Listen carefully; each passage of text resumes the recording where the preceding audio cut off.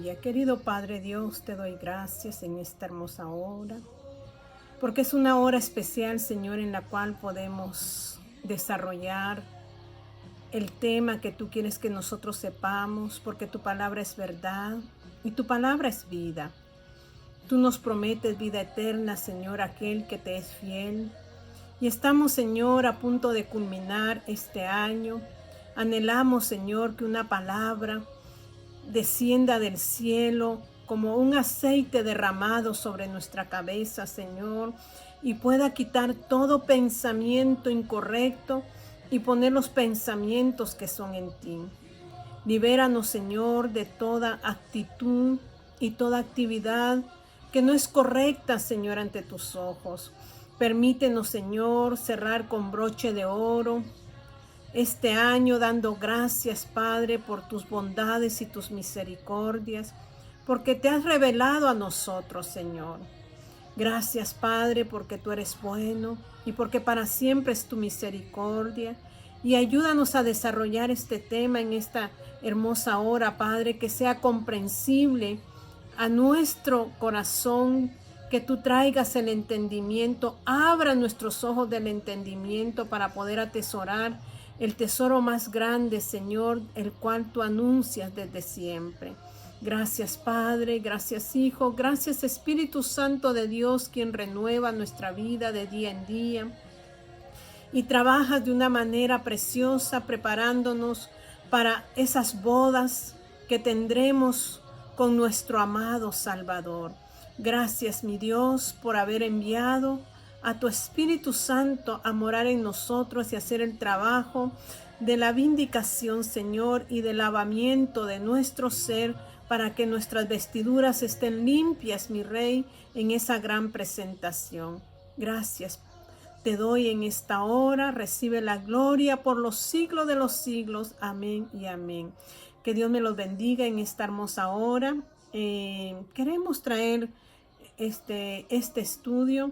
El Señor nos ha estado hablando y dice la palabra de Dios que no ignoremos, que nosotros no somos ignorantes de las maquinaciones del enemigo, aquellos que andan en luz, y siempre recalcamos porque el apóstol Pablo le habla claramente a la iglesia de Tesalónica, ahí en su primera carta, acerca de la venida de nuestro Señor Jesucristo por su iglesia, y luego habla de la destrucción que vendrá sobre esta tierra. Pero él nos manda algo muy importante y dice en 1 Tesalonicenses 5 dice, porque todos vosotros sois hijos de luz e hijos del día, no somos de la noche ni de las tinieblas, por tanto no durmamos como los demás, sino velemos y seamos sobrios. Cuando nos habla de velar, habla de que nuestro espíritu esté alerta a los acontecimientos de este tiempo. Velar es vigilar, es sobrios, es estar alertas, porque el que está embriagado, el que está cegado, no puede darse cuenta de los acontecimientos. Y mi Señor, yo sé que desde años a años ha venido hablando a su iglesia acerca de la venida de nuestro Señor Jesucristo por una novia sin mancha y sin arruga. Y ustedes recuerdan el pasaje allá en Cantares, en su capítulo 5, cuando habla acerca de la Sulamita, que ésta dormía, pero su espíritu velaba, dice. Su cuerpo estaba dormido, pero su espíritu no. O sea que nosotros tenemos que estar alerta en nuestro espíritu. Y esta mujer dice que su espíritu velaba y su espíritu percibió la llegada del amado. Percibió que llegó y tocó y metió, dice, su mano en la manecilla. Pero dice que su espíritu en sí dijo, ya me bañé, ya me quité las ropas, me he puesto ropas limpias. ¿Cómo he de salir ahora? Volveré a ponerme mi calzado, decía su espíritu. Pero tan de repente decidió despertarse en sí y salir a ver al amado. Pero en el momento que se despertó, el amado ya se había ido. Y dice que ella tocó la manecilla de su puerta y había mirra y había rocío, porque llegó en la madrugada cuando cae el rocío. Dice que había mirra. Hemos dicho que la mirra significa sacrificio, significa limpieza, purificación.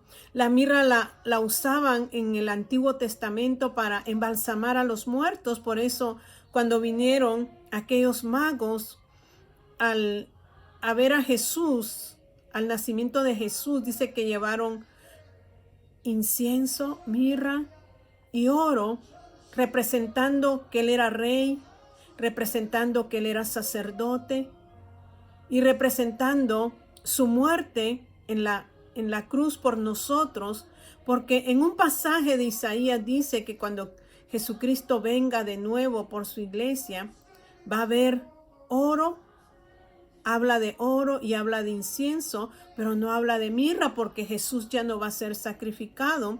Entonces esta mujer, la sulamita, salió y cuando tocó la manecilla dice que había mirra.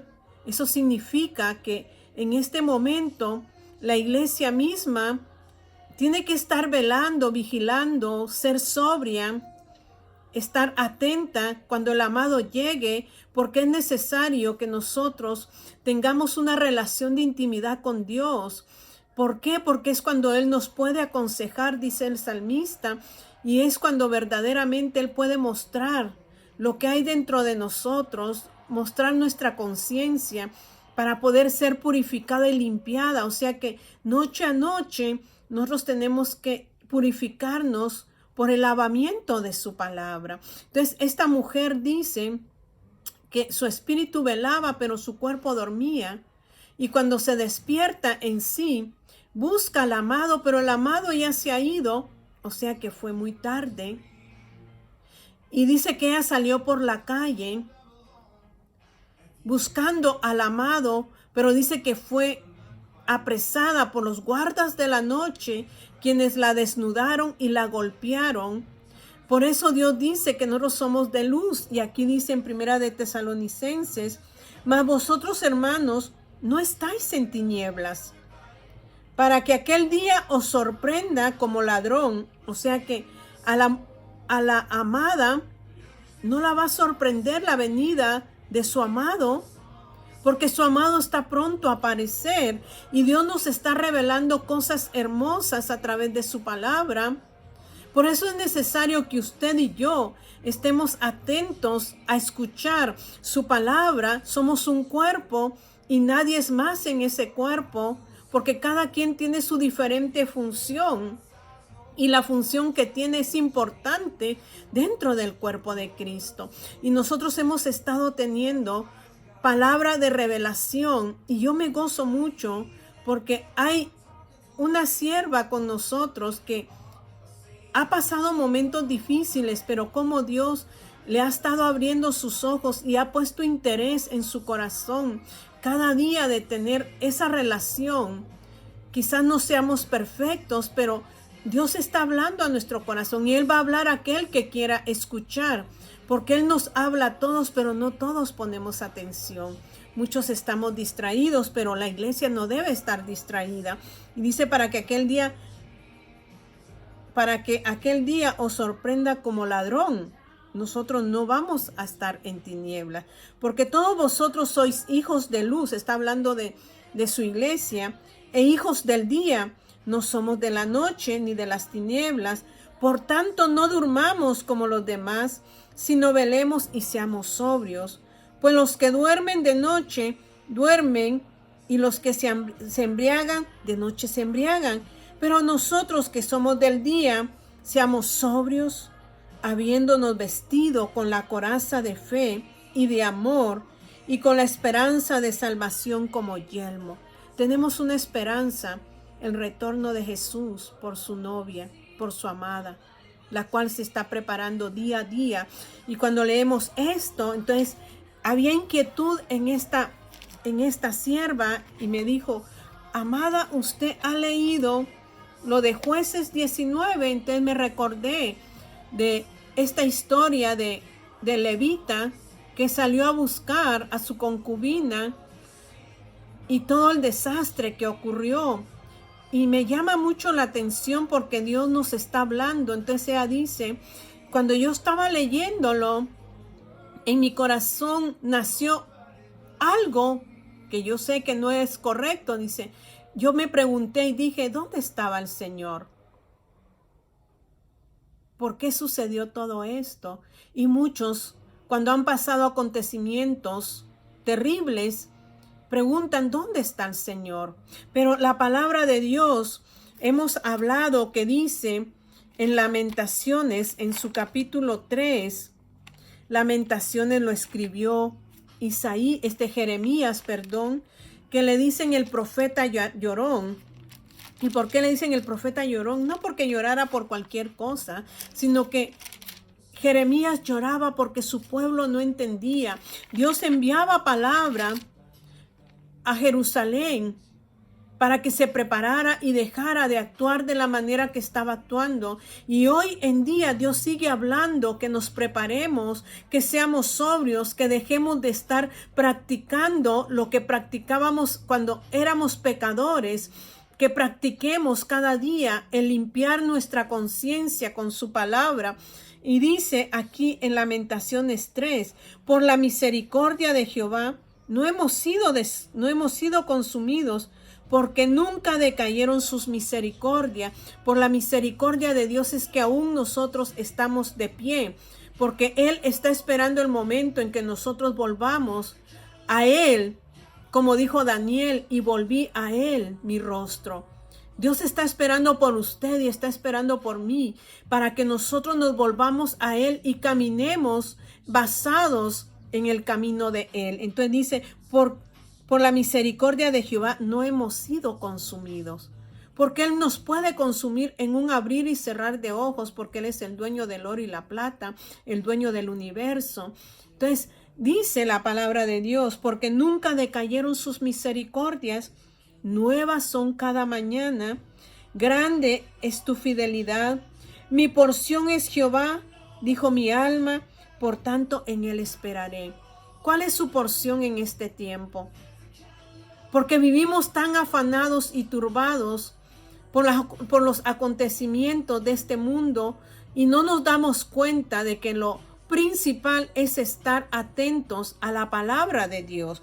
Entonces mi porción tiene que ser Jehová, mi parte, mi comida, mi todo tiene que ser Jehová. Y Jeremías lo decía aquí en el libro de Lamentaciones, mi porción es Jehová, dijo mi alma, por tanto en Él esperaré. Bueno es Jehová a los que en Él esperan. O sea que no está diciendo Él es bueno, de hecho es bueno, pero dice que Él se manifiesta para los que en Él esperan. Él va a traer manifestaciones de revelación y de visión para los que le están esperando. Entonces dice, bueno es Jehová a los que en Él esperan, al alma que le busca. Tenemos que buscarle en todo tiempo. La sulamita se durmió y no quiso atender al amado en el momento preciso, aunque después se levantó. Fue muy tarde porque el amado ya se había ido. Y dice, bueno es esperar en silencio la salvación de Jehová. El 31 dice, porque el Señor no desecha para siempre, antes si aflige, también se compadece según la multitud de sus misericordias. O sea que es un Dios compasivo. Aflige a manera de que usted y yo entendamos que el camino que llevamos no es correcto y que tenemos que alinear nuestros pasos para poder verle. Porque nadie ha visto al Padre. O sea, el pueblo de Israel vio a Jesús, al Hijo, y el Hijo representaba al Padre, pero el Padre está sentado en su trono ahora juntamente con su Hijo. Pero dice, Él en sí, dice, sin santidad nadie va a poder verlo. Entonces, porque el Señor no desecha para siempre, antes sí aflige, para que su alma y su corazón se alinee al corazón de Él y podamos ser purificados y limpiados. Y en cada purificación surge en nosotros una resucitación. Resucitamos en Él.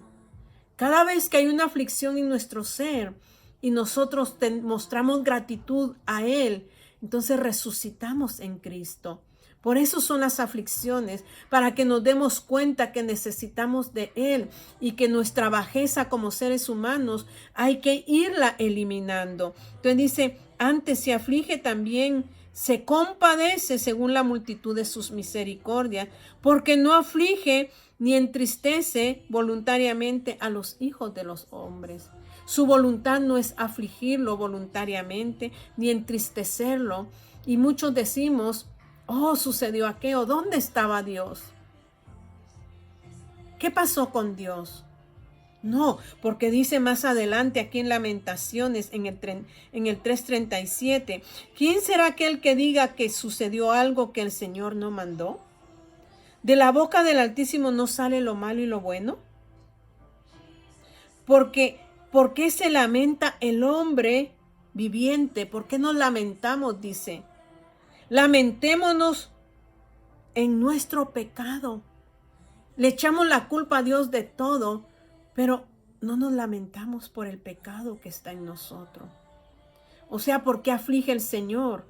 Por el pecado que mostramos delante de Él. Entonces, cuando ella se inquieta en este pasaje de Jueces sobre la sulamita, sobre la concubina y el levita, nos damos cuenta que ella dice, Señor, ¿dónde estabas cuando hicieron todo esto con esta concubina?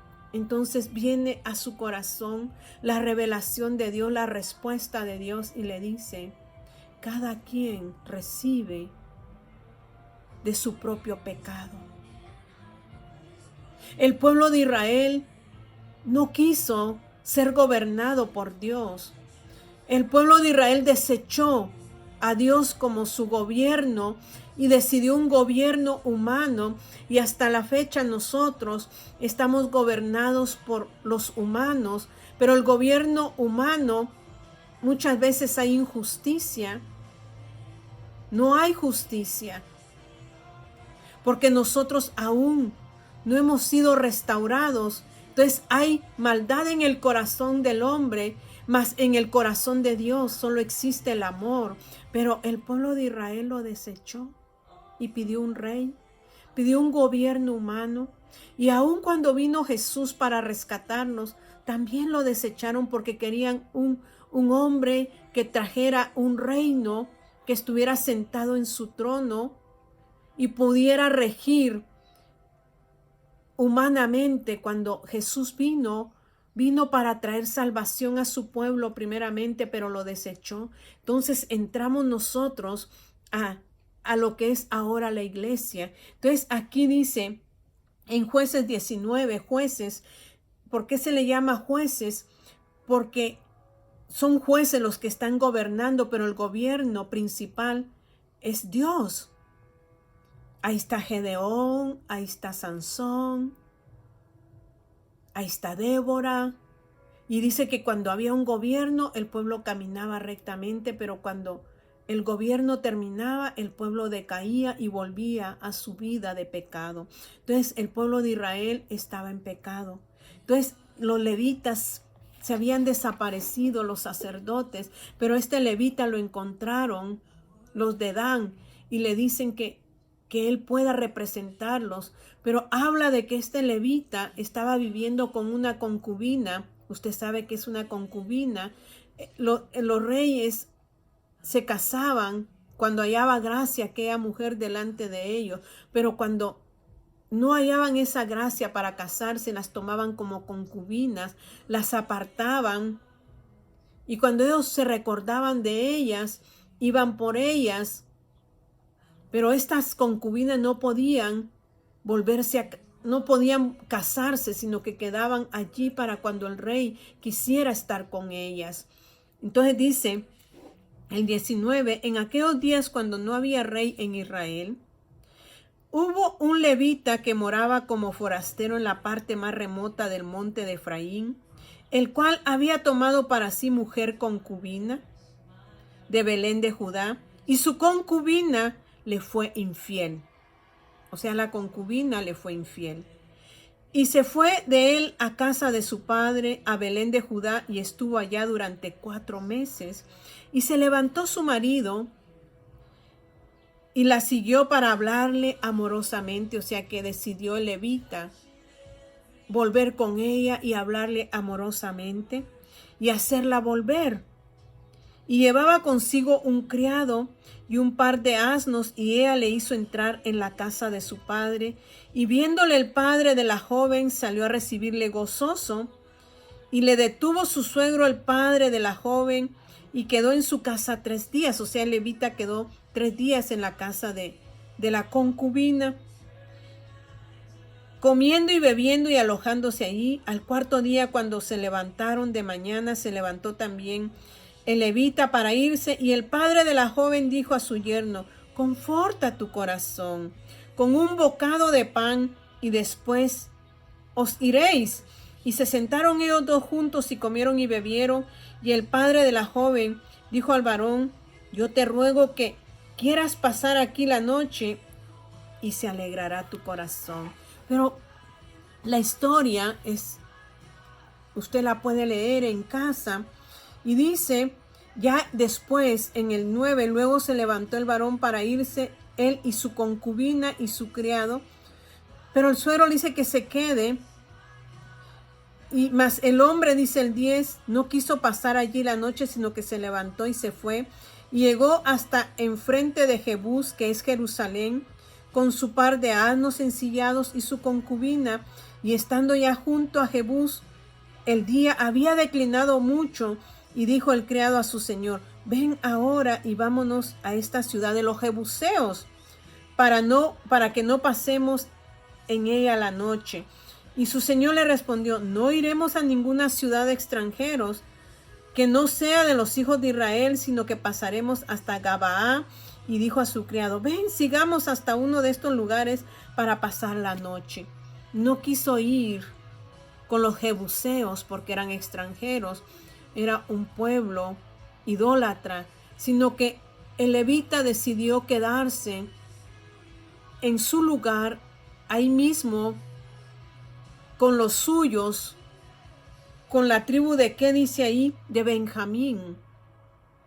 Eran parientes, y él prefirió quedarse con los parientes que ir con los extranjeros. Y dice que se quedaron allí y no encontraron lugar. Pero en el 16 dice: y he aquí un hombre viejo que venía de su trabajo del campo al anochecer, el cual era del monte de Efraín, y moraba como forastero en Gabaa, pero los moradores de aquel lugar eran hijos de Benjamín. Y alzando el viejo los ojos, vio a aquel caminante en la plaza de la ciudad, y le dijo: ¿a dónde vas y de dónde vienes? Y lo invitó a quedarse en casa. Pero estando en casa, dice que estaban ellos, en el 22 dice: pero cuando estaban gozosos, he aquí que los hombres de aquella ciudad, hombres perversos. ¿De qué ciudad? De la ciudad de Benjamín. Eran hombres perversos. Rodearon la casa golpeando a la puerta, y hablaron al anciano dueño de la casa diciendo: saca al hombre que ha entrado en tu casa para que lo conozcamos. Decía mi amada cuando me estaba leyendo esto, dice, me recordó lo de Lot cuando estaba en Sodoma y Gomorra, cuando llegaron aquellos 2 ángeles y rodearon la casa de Lot y le pedían de que se los dieran, que dejaran que fueran conocidos. Y conocer aquí significa, querían tener intimidad con los ángeles en el tiempo de Lot. Mas sin embargo aquí es un tiempo difícil, donde el pueblo de Israel no se ha alineado al camino de Dios. Hay perversidad en el corazón del hombre. En el mismo pueblo de Dios habían hombres perversos que querían conocer a aquel hombre, aquel levita que había llegado con aquel anciano a recoger a su concubina. Y mire lo que dice allí: saca al hombre que ha entrado en tu casa para que lo conozcamos. El 23 dice, y salió a ellos el dueño de la casa y les dijo, no, hermanos míos, os ruego que no cometáis este mal, ya que este hombre ha entrado en mi casa. No hagáis esta maldad. He aquí mi hija virgen y la concubina de él. O sea que el suegro, como le decía el levita, tenía una hija virgen y aparte su hija, que era la concubina del levita. Y dice, he aquí mi hija virgen y la concubina de él, yo os las sacaré ahora, humilladlas y haced con ellas como os parezca. Lot también dijo, no, tomen a mis hijas, pero no a estos hombres, no a estos ángeles. Y aquí el papá de estas hijas dice, toma a mi hija virgen y toma a la otra también, humíllenlas. Pero no hagan nada con este varón. Dicen, no hagáis a este hombre cosa tan infame. Mas aquellos hombres no le quisieron oír, por lo que tomando aquel hombre a su concubina la sacó y entraron a ella y abusaron de ella toda la noche hasta la mañana y la dejaron cuando apuntaba el alba. Y cuando ya amanecía, vino la mujer y cayó delante de la puerta de la casa de aquel hombre donde su señor estaba hasta que fue de día. O sea que este hombre sacó a la mujer fuera de su casa y estos hombres abusaron de una manera perversa de ella. Y dice que ella llegó a la puerta de la casa de su padre y ahí cayó en esa casa. Y dice donde su señor estaba hasta que fue de día. Y se levantó por la mañana su señor y abrió la puerta de la casa y salió para seguir su camino. Y aquí la mujer, su concubina, estaba tendida delante de la puerta de la casa, con las manos sobre el umbral. Él le dijo, levántate y vámonos. Pero ella no respondió. Esta mujer había muerto. Y dice, entonces la levantó el varón y echándola sobre su asno se levantó y se fue a su lugar. Llegando a su casa tomó un cuchillo y echó mano de su concubina y la partió por sus huesos en 12 partes y la envió por todo el territorio de Israel. Y todo el que veía aquello decía, jamás se ha hecho ni visto tal cosa desde el tiempo en que los hijos de Israel subieron de la tierra de Egipto hasta hoy. Considerad esto, tomad consejo y hablad. Entonces decía, mi hermana, ¿dónde estaba Dios? No, esta mujer le había sido infiel a Levita, pero Levita fue en busca de ella para levantar su honor nuevamente. Pero había tanta maldad en el pueblo de Israel. No había respeto por nada. Desde antes se escucha de todo esto, del homosexualismo, y hoy no es la excepción. Hoy el hombre hasta hoy ha desechado el gobierno de Dios y no quiere el gobierno de Dios. Pero aquel que tiene oído para oír, dice la palabra de Dios, oiga lo que Dios está hablando a su amada, para que se aliste y esté preparada porque Él está pronto a venir a levantarla. Pero Él viene por una novia sin mancha y sin arruga. Y por eso nos manda a purificarnos y nos ha dado al bendito Espíritu Santo que nos limpia y nos purifica y nos santifica. Pero nosotros no hemos querido escuchar. La maldad de este mundo ha progresado. Y no podemos parar esto porque el hombre de iniquidad se ha ido metiendo de forma sagaz, que no nos estamos dando cuenta cómo se está introduciendo todo esto hasta que quede un solo gobierno que habla Apocalipsis. Pero aquel dice que esté sobrio y velando, conocerá los tiempos que estamos viviendo. Pero aquel que anda en tinieblas y oscuridad no se dará cuenta de la palabra que Dios está dando en este tiempo, sino que andará siempre como anduvo el pueblo de Israel en el tiempo de Noé. que no se dieron cuenta cuando vino el diluvio y se quedaron y murieron. Porque el pecado en sí trae muerte y no nos estamos dando cuenta que esa muerte está acaparando los corazones por no poner atención a la verdad de Dios. Debemos de tener una relación de intimidad. La sulamita no quiso tener intimidad con Dios en relación a estar en una comunión con Él y caminar con Él. Por eso vino y sí se dio cuenta, pero no quiso salir, y cuando salió fue muy tarde. Muchos de nosotros quizás vamos a querer salir, pero podrá ser muy tarde. Hoy es el tiempo del Señor. Que no pase lo que le pasó a esta concubina. Que los de la oscuridad abusaron de ella hasta dejarla sin aliento. Y lo que hizo el levita de partirla en tantas partes fue para que el pueblo de Israel se diera cuenta de la maldad del corazón de ellos, de haber desechado el gobierno de Dios queriendo un gobierno humano. El Señor un día vendrá a gobernar para siempre, pero gobernará con aquellos que hoy están vigilantes, que su espíritu vela, y cuando llega el amado, sale a recibirlo. Esto significa sacrificio.